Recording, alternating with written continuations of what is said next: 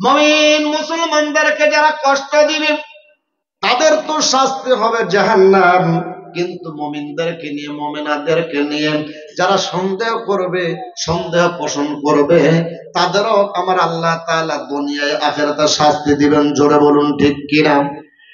ইমাম মালিক রাহমাতুল্লাহ আলাইহির সময় একজন নেককারিনী মেয়ে তার ছেলের সঙ্গে পথ চলতেছিল। বাড়ির কাছে একজন মেয়ে ছিল, ওই মেয়েটি দেখলো ওই ছেলেটির সাথে তার একজন মেয়ে নড়াচড়া করে।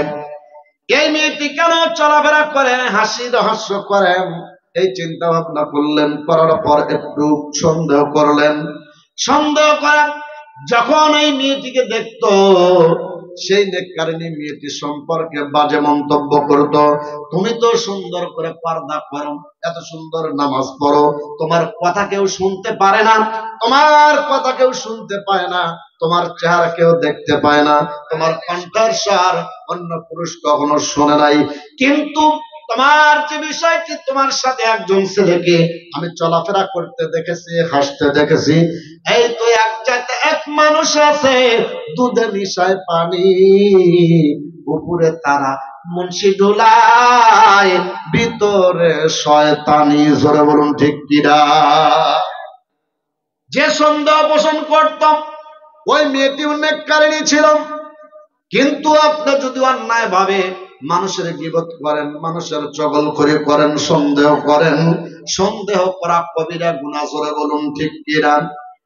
আল্লাহর বান্দী, যেই ব্যক্তি যেই মহিলাটি ছেলের সঙ্গে হাসি রহস্য করেছিল, আর যেই ব্যক্তি সন্দেহ করলো, একদিন ওই মেয়েটি মারা গেল।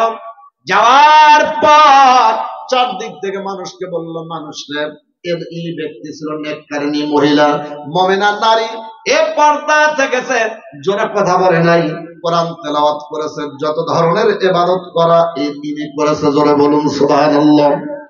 তাকে গোসল করাবে। ওই মহিলাটি মারা গেল, মারা যাওয়ার জন্য এ বলে আমি গোসল করাবো, বললো না তোমার দ্বারা গোসল করাবো না, কারণ তুমি তো ঠিক মতো নামাজ পড়ো না। আর একজন মহিলা এসে বলল আমি ওনার এরকম ভাবে ধৌত করবো, গোসল করাবো, বললো তোমার দ্বারা সম্ভব না। এরকম করতে করতে করতে করতে অনেক দূর অন্য পাড়া থেকে সেই মহিলাকে নিয়ে আসা হলো। বললো তুমি নেককারিনী মানুষ, তুমিও নামাজ কালাম ইবাদত বন্দি করো। যে মহিলা মারা গেছে এ মহিলাটিও নেককারিনী, ইবাদত গুজার ছিল, এ আবেদা সলেহা ছিল। জোরে জোরে বলুন সুবহানাল্লাহ। যে মারা গেল এই মেয়েটিকে নিয়ে ওই নেককারিনী মহিলা নামাজ পড়ে, সব কিছু ঠিক আছে, কিন্তু একদিন একজন পুরুষের সাথে হাসতে দেখে, চলাফেরা দেখে তিনি সন্দেহ করেছিল। সন্দেহ করার পর ওই মৃত্যু ব্যক্তিকে যখন গোসল করানোর জন্য তাকে সিলেক্ট করা হলো, নির্ধারণ করা হলো যে তুমি এই মহিলাটির জানা এইরকম গোসল করাবে। ওই মহিলাটি যখন গেল অন্তর্মহলে, চারদিকে এরকম টানানো হলো, চারদিকে বেড়া টানানোর পর ওই মহিলাটি তার জামা কাপড় খুলছিল, আর একটু সন্দেহ করলো, একটু বসানো পেটে ভর দিল। ভর দেওয়ার পর চিন্তা করলো এই মহিলা পেশাব পায়খানা হতে পারে। মানুষ যখন মারা যায় এরকম পেটে ভর দিতে হয়, যারা ধৌত করেন তারা জানেন, যারা মৃত্যু ব্যক্তিকে যারা গোসল করায় তারা জানে পেটে একটু চাপ দিতে হয়, এর পেশাব পায়খানা ভিতরে আছে কিনা দেখতে হয়। ওই মেয়েটি যখন সন্দেহ পোষণ করলো, হায় রে এত সুন্দর তোমার চেহারা, কিন্তু তুমি মানুষ জানে তুমি নেককার, কিন্তু তুমি পরপুরুষের সাথে আমি তোমাকে ঘোরাফেরা দেখেছি, এই কথা এই সন্দেহ করার কারণে পেটে চাপ দেওয়ার পর যখন এই উরুতে হাত দিয়েছে, সঙ্গে সঙ্গে ওই জীবিত মেয়েটির হাত ওই মরা মানুষের হাতের সাথে লেগে গেল। জোরে বলুন সুবহানাল্লাহ। কদের কুদ রক্তদারি হর্ষ খাহি আকুনি, মর্দারা তু জান বখশি জিন্দা রবে জাকুনি।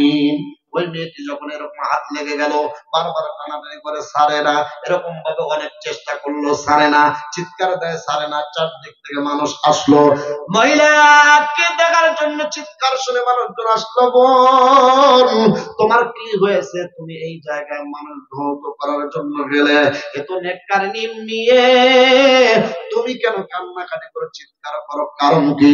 ওই মহিলা বলল আপারে, বাবু আমি যাকে গোসল করানোর জন্য এসেছি, তার রানের সাথে উরুর সাথে আমার হাতটা লেগে গেছে।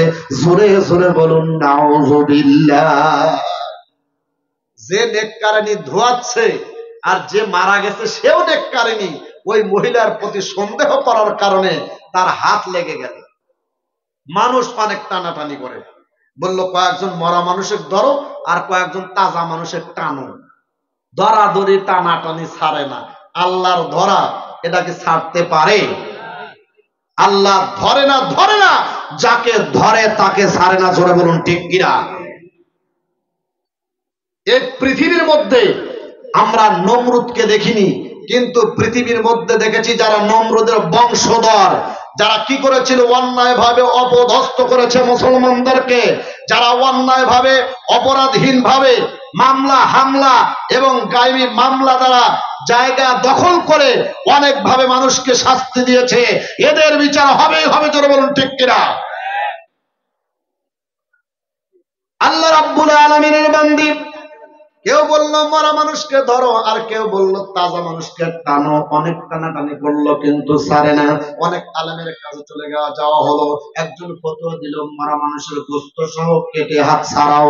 বললো ওই মারা যে গেল ওই মেয়েটিকে, ওই মেয়েটির স্বামীকে বললো, ও ভাই তোমার স্ত্রী মারা গেছে, একটু গোশত দেও তো, তার হাত লেগে গেছে, একটু গোশত কেটে দেই, হাতটা ছাড়িয়ে দেই।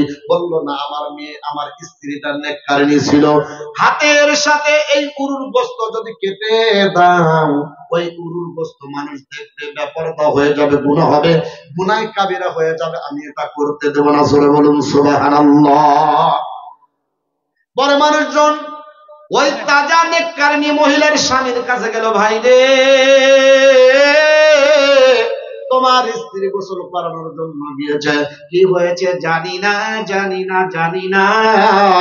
আল্লাহ তাআলা জানেন কি হয়েছে, কি রহস্যের মধ্যে নিয়োজিত আছে, কি হাকিকতের মধ্যে আছে।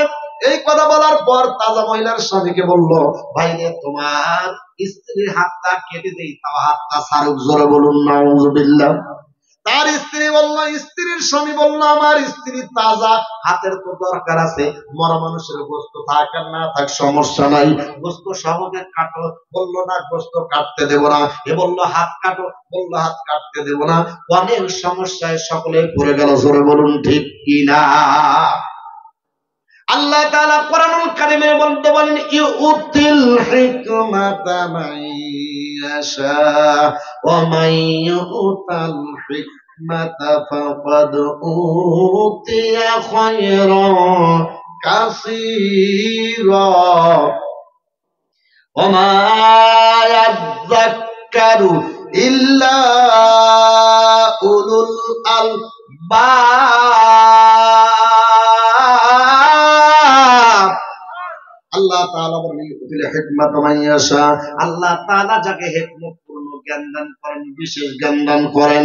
ইউতিল হিকমাতা মাইয়াশা, যে ব্যক্তি হিকমতপূর্ণ জ্ঞান পায়, ওমাইয়ুতাল হিকমাতা ফাকাদ উতিয়া খায়রান কাসীরা, এই হিকমতপূর্ণ জ্ঞান হলো অনেক উপকারী জ্ঞান। জোরে বলুন সুবহানাল্লাহ।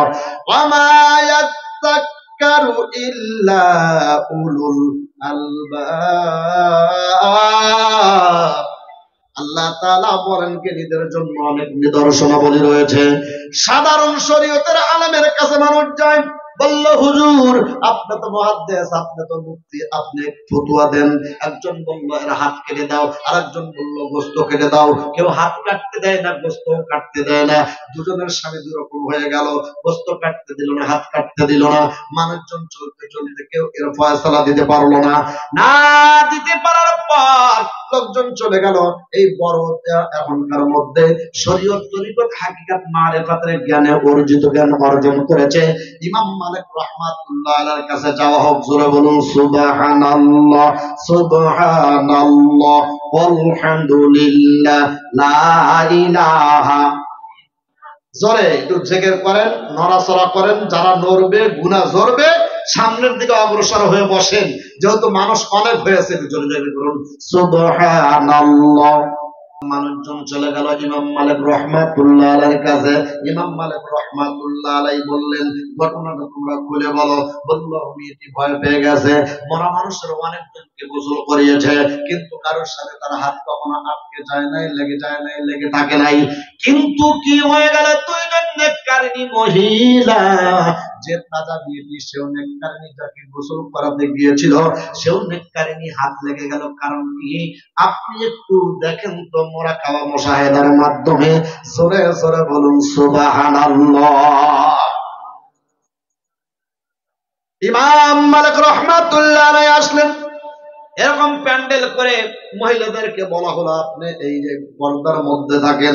বাহির থেকে ইমাম মালিক রহমাতুল্লাহ আলাইহি বললেন, কি করেছেন, কি পাপ করেছেন, তার গায়ে কি সন্দেহ পোষণ করেছেন, অবৈধভাবে কি অন্যায় ভাবে হাত দিয়েছিলেন কিনা, আপনি কি করেছেন? মহিলা তো বলে, আমি কিছুই করি নাই, আমি তো কিছুই জানি না, আমি তো কোনো অন্যায় করি নাই, অপরাধ করি নাই।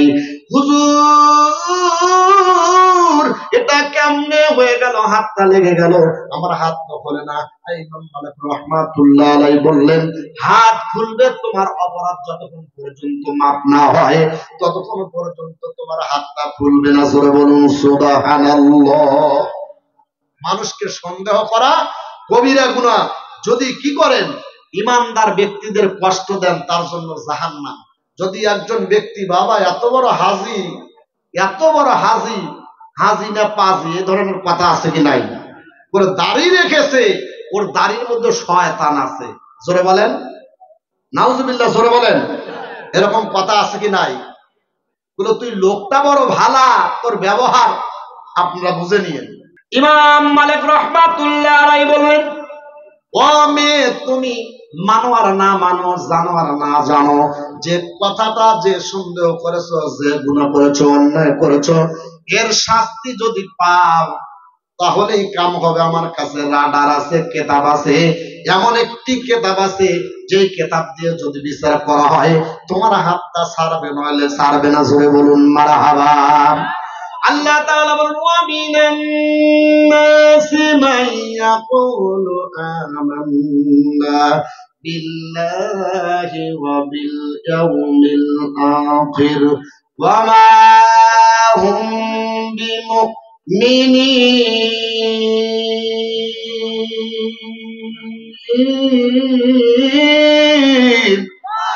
আল্লাহ তাআলা বলেন, অমিনান নাস, মানুষের মধ্যে কতগুলো লোক রয়েছে, মাইয়াকুলু, যারা বলে আমান্না বিল্লাহ, আল্লাহর প্রতি ঈমান এনেছি, ওয়া বিল ইয়াউমিল আখির, আখিরাতের প্রতি ঈমান এনেছি, কিন্তু আমার আল্লাহ তাআলা অমাহুম বিমুমিনিন।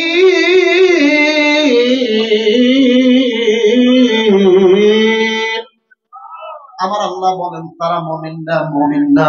কারণ শুধু নামাজ আর আখিরাতে বিশ্বাস করাই কিন্তু ইমানদারের লক্ষণ নয়। আল্লাহর প্রতি বিশ্বাস করতে হবে, আখিরাতের প্রতি বিশ্বাস করতে হবে, সুদ ঘুষ বর্জন করতে হবে, মিথ্যা বর্জন করতে হবে, চগলখড়ি বর্জন করতে হবে, এবং মানুষের যে শিকায়ত, মানুষের যে বদনাম রটনা রটাই, এগুলো বাদ দিতে হবে।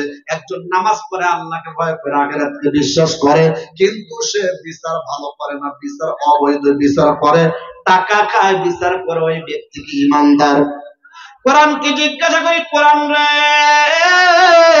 হজ করেছে, যাকাত দিয়েছে, নামাজ পড়ে, আল্লাহকে ভয় করে, আখিরাতকে বিশ্বাস করে, ওই ব্যক্তি কি ইমানদার? তুমি বলো, কোরআন বলো, আল্লাম তাহকুম বিমা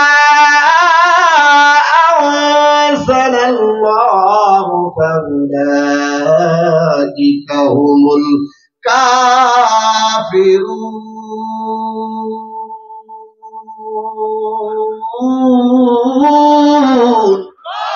আল্লাহ তাআলা বলেন, আমাল্লাম ইয়াহকুম বিমা আনজালাল্লাহ, যে ব্যক্তি আল্লাহ তাআলার নাযিলকৃত কোরআন দিয়ে বিচার ফয়সালা করবে না, যেই ব্যক্তি আল্লাহ তাআলার প্রদত্ত এই নাযিল করা কোরআন দিয়ে বিচার করবে না, ফয়সালা করবে না, ওই ব্যক্তি নামাজি হতে পারে, হাজী হতে পারে, ওই ব্যক্তি মুফতি হতে পারে, মুহাদ্দিস হতে পারে, দেওলবী নামকরণ করতে হবে, কিন্তু আমার আল্লাহ বলেন, ফাউলাইকা হুমুল কাফিরুন। ওই ব্যক্তি হলো কাফের। কার ঘোষণা? কার ঘোষণা? আল্লাহর কোরআনকে আবার জিজ্ঞাসা করি, কোরআন শুধু যে কাফের না, আরো কোন লকব উপাধি তার আছে, পদবি আছে? কোরআন আবার বলে আল্লাম তাহকুম বিমা আনজালাল্লাহু ফাউলাইকা হুমুজ জালিমুন।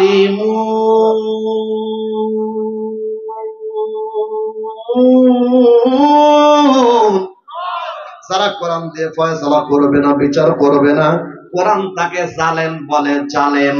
ওয়াল কাফিরুনা হুমুল যালিমুন, যারা জালেম তারাই কাফের। জোরে বলুন ঠিক কিনা? ওই ব্যক্তি কি বললো যে তো আমার কাছে কোরআনুল কারীম আছে, এই কোরআন দিয়ে তোমার বিচার করা হবে, তুমি কি করেছো আমার আল্লাহ তাআলা জানেন। তুমি না বললে কি হবে? আমার আল্লাহ তাআলা মানুষদেরকে ইলহাম দ্বারা বুঝিয়ে দেয়, জানিয়ে দেয়। এই কোরআনের হক, কোরআনের আইন যদি তোমার উপর প্রয়োগ করি, অবশ্যই দেখা যাবে যে তুমি কি আসামি। জোরে বলুন ঠিক কিনা? ওই মহিলাকে বলা হলো তুমি সত্য কথা বলো। মহিলা বলল, হুজুর আমার তো অন্য কোনো জ্ঞান আসে না, আমার তো অন্য কোনো চিন্তা ভাবনা আসে না, আমি তো একে কোনো অন্যায় করি নাই, অপরাধ করি নাই, হাতটা লেগে গেল, আমি বুঝতে পারছি না, আমি তওবা করলাম, আল্লাহ তাআলা মাফ করে দিন। আল্লাহ রাব্বুল আলামিন সূরা নূরের 4 নম্বর আয়াতে বললেন, যারা সৎ ও সাধবী নারীর উপর অপবাদ দেয়, অতঃপর 4 জন সাক্ষী উপস্থিত না করে তাদেরকে তুমি 80টি বেত্রাঘাত লাগাও, 80টি বেত দিয়ে আঘাত করবে, 80টা বেত্রাঘাত করতে হবে। ওই মহিলাটিকে বলল, মহিলা রে,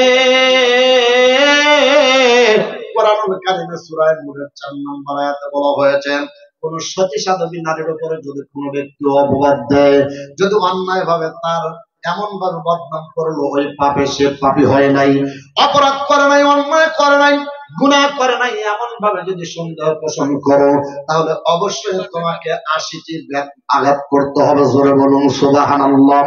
ইমাম মালিক রাহমাতুল্লাহ আলাইহি বললেন, মহিলা রে,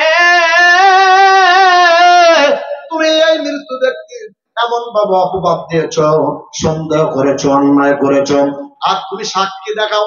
বলল, হুজুর গো, আমার কোনো অন্যায় নাই, অপরাধ নাই, তবে আমি একদিন এই মেয়েটিকে একজন ব্যক্তির সাথে হাঁটতে দেখেছি, চলতে দেখেছি, হাসাহাসি করতে দেখেছি, এই ছেলেটির হাসি দেখেছি, এর হাসি দেখি নাই, শুনি নাই, সেই দিন থেকে একে একটু সন্দেহ করেছি। আল্লাহর বান্দা ইমাম মালিক রাহমাতুল্লাহ আলাইহি বললেন, এই মহিলা তুমি সাক্ষী দাও। 4 জন বলল সাক্ষী নাই। সাক্ষী না দেওয়ার কারণে ইমাম মালিক রাহমাতুল্লাহ আলাইহি বললেন, একে অবশ্যই 80টি বেতের আঘাত করতে হবে। জোরে বলুন সুবহানাল্লাহ। এরকম ভাবে বলল, কে শরীরের যত শক্তি আছে, এই শক্তি দিয়ে এমন ভাবে বেদন দিতে হবে, আঘাত দিতে হবে, আঘাত করতে হবে। শরীরে যদি একটু কষ্ট যদি তুমি দাও, যদি কষ্ট কম করো, আস্তে যদি আঘাত দাও, আখিরাতের আদালতে আল্লাহ তাআলার কাছে তোমার জবাব দিতে হবে। জোরে বলুন ঠিক কিনা? ওই মহিলাটির বিচার শুরু হয়ে গেল, একে একে পেটন দেয়, মহিলাটি এমন হয়ে যায়, 10টা মারে ছাড়ে না, আবার পেটন শুরু হয়ে গেল।